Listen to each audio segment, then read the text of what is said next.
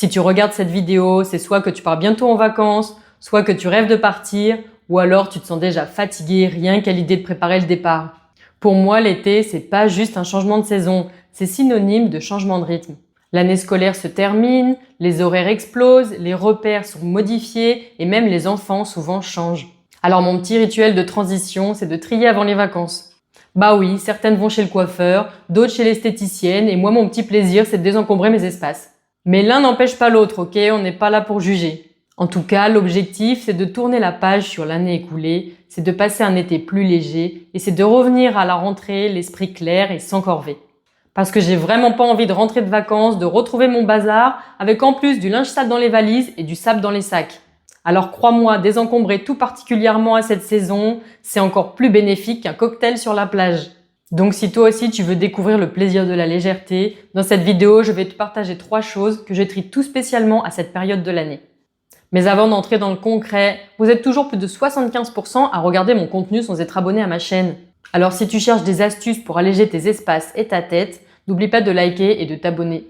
Et si tu veux aller encore plus loin, tu peux télécharger gratuitement mon guide du désencombrement dans le premier commentaire de cet épisode. Il est parfait si tu veux désencombrer, mais que tu ne sais pas par où commencer ou que tu n'as pas de temps à perdre et tu veux être efficace. Ceci étant dit, je ferme la parenthèse et on commence tout de suite avec le numéro 3, les affaires scolaires.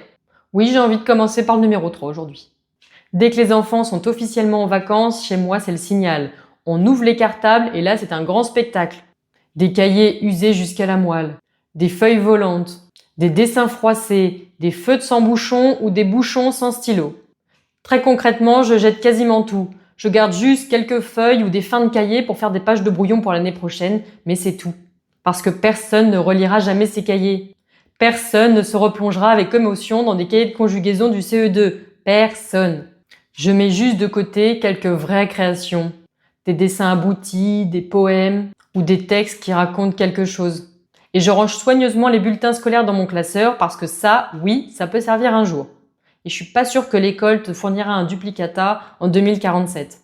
D'ailleurs, j'ai un petit exercice pour toi si tu fais partie de ceux qui ont gardé tous leurs cahiers depuis l'école primaire.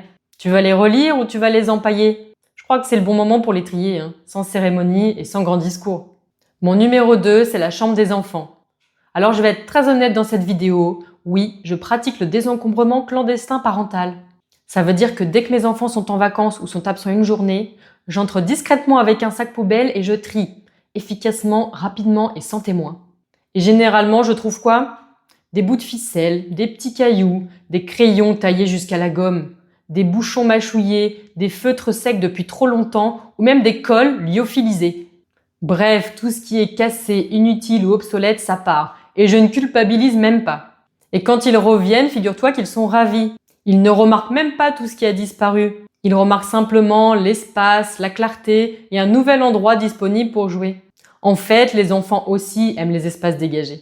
Et si tu veux qu'ils désencombrent eux-mêmes leurs petits trésors, tu peux tester l'application Humpty. Ce petit manchot leur posera les bonnes questions au bon moment pour les aider à choisir ce qu'ils peuvent garder ou ce qu'ils peuvent éliminer. Et crois-moi, quand c'est un petit manchot trop mignon qui leur dit, ils remettent beaucoup moins en question la réponse que quand c'est leur maman. Alors si tu veux la télécharger, je te mets les liens vers Google Play et Apple Store dans la description juste en dessous. Et tu peux même la tester sur ton conjoint de mauvaise foi. Et mon numéro 1 incontournable, ce sont les vêtements. Parce que faire les valises, c'est un sport que je déteste. Alors avant de plier 12 shorts et 20 t-shirts que personne ne mettra même en vacances, je trie les armoires. Et la règle est simple, ce qui n'est pas porté à la maison, ce ne sera pas plus porté en vacances. Alors on élimine les vêtements trop petits, les vêtements qui grattent, les vêtements qui serrent ou les vêtements qui rendent grognons dès qu'on les enfile. Parce que les vacances, c'est le moment de profiter et de se détendre. C'est pas le moment d'apprendre à aimer un vêtement inconfortable. Et après ça, les valises sont plus légères, plus faciles à faire, les armoires respirent et moi aussi. Et si tu es encore là, c'est peut-être que tu es motivé à faire encore plus de tri. Alors je vais te partager quelques bonus rapides. Le premier, je vais l'appeler le tas de l'enfer.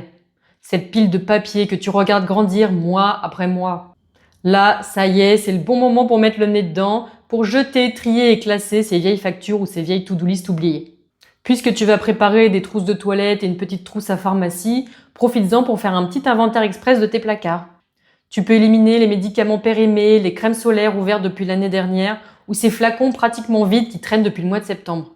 Ensuite, je te conseille de faire un petit tour rapide dans ta cuisine pour ne pas rentrer de vacances et retrouver du fromage râpé ouvert depuis le mois de juin.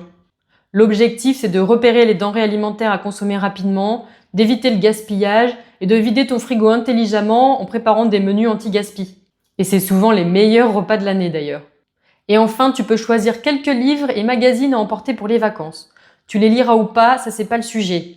Mais profites-en pour trier les livres que tu as déjà lus et relus, les livres abîmés ou les livres pour les bébés alors que ton petit bout de chou est devenu un grand garçon. Tu peux mettre tout ça dans une boîte à livres, ça fera des heureux ailleurs.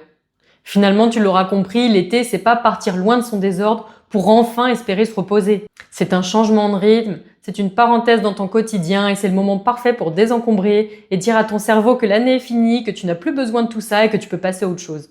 C'est simplement enlever ce qui te pèse inutilement et ne pas retrouver cette charge matérielle et émotionnelle à la rentrée. Alors dis-moi dans les commentaires quelle zone tu vas désencombrer en premier. Ou est-ce que tu as un rituel spécial été? Et si tu veux aller plus loin, n'oublie pas mes outils pour t'aider à passer à l'action.